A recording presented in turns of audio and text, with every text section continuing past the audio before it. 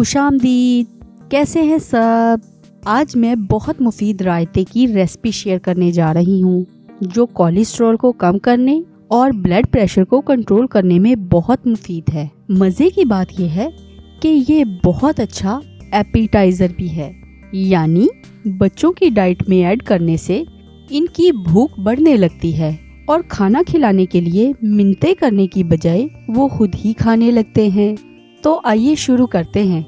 हमें चाहिए दही, थोड़ा सा पानी, सब्ज़ धनिया, पुदीना, काला नमक। आप चाहें तो लो सोडियम साल्ट भी इस्तेमाल कर सकते हैं। सौंफ।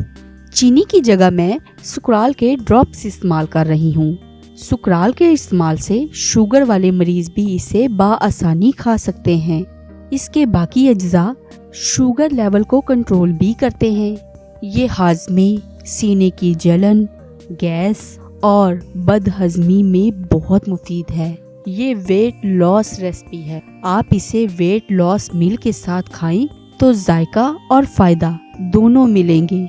इसे अच्छे से ग्राइंड कर लें।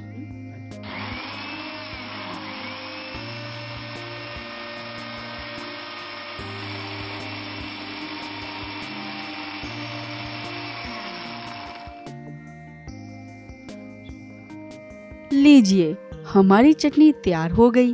अब मैं इसका रायता बना लूंगी। इसमें कैल्शियम और विटामिन की ज़्यादा है। ये विटामिन्स क्या हैं? मैंने इन विटामिन्स पर भी वीडियो बनाई है।